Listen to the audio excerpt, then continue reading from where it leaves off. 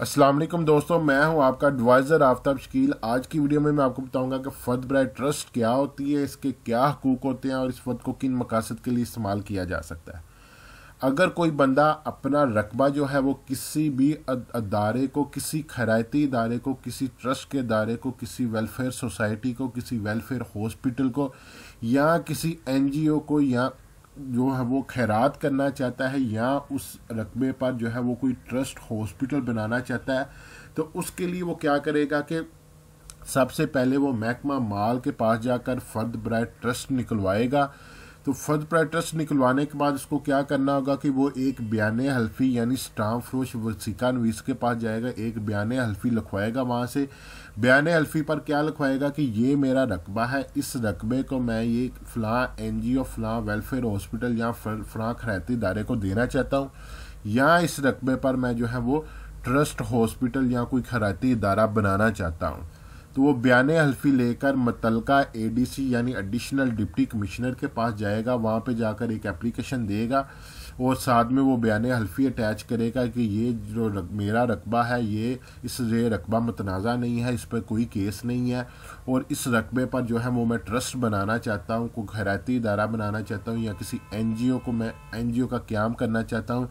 जैसे कि पाकिस्तान में मशहूर मरूफ जो है वो एडी एम्बुलेंस वाले हैं, जो उनका इदारा बड़ा मशहूर मरूफ है। इस तरह का मैं कोई इदारा कायम करना चाहता हूँ, तो वो वहाँ से NOC लेंगे, ठीक है, उसकी परमिशन लेंगे कि ठीक है ADC आपको परमिशन देगा कि आप ये काम जो है वो कर सकते हैं। तो उसके लिए आपको फ़र्द बराए ट्रस्ट सबसे पहले हासिल करना होगी। तो ये हमारे पास फ़र्द बराए ट्रस्ट जो है वो खुली हुई है, ठीक है। ये इसके ऊपर लिखा हुआ है फ़र्द बराए ट्रस्ट, वाटर मार्क लगा हुआ है, ये नीचे लिखा हुआ है नकल बराए ट्रस्ट, ठीक है। इस पर 2-3 चीज़ें हमें जो है वो पढ़नी आनी चाहिए, ताकि हम जब फ़र्द ले आएँ तो हम जब अपना नेक्स्ट प्रोसीजर करने जाएँ तो हमें जो है उसके अंदर कोई मिस्टेक ना हो, वापस जाकर उसको दुरुस्त ना करवाना पड़े, हमें फ़ौरन वहीं पर पढ़ के पता लग जाए कि मेरे इसमें ये मिस्टेक थी और इसको मैं सही करवा लूँ। इसके कॉर्नर में सबसे पहले लिखा है जी महाल मौजा इलाका, जिस गांव की ये फ़र्द है उसका नाम लिखा हुआ है, देख लेना ये नाम ठीक है। नीचे लिखा है नंबर खेवड़ मालक, जिस खेवड़ की जिस खाता की आपको फ़र्द चाहिए थी वो खाता नंबर सही लिखा हुआ है। उसके आगे नाम, वल्दियत, कौम और ID कार्ड नंबर, ये चीज़ें चेक कर लेनी ठीक लिखी हुई हैं। इसके आगे ये तीसरे चौथे खाने में लिखा हुआ है जी लाल शाही के साथ, लाल प्रिंटिंग के साथ रकबा मुंतकिला।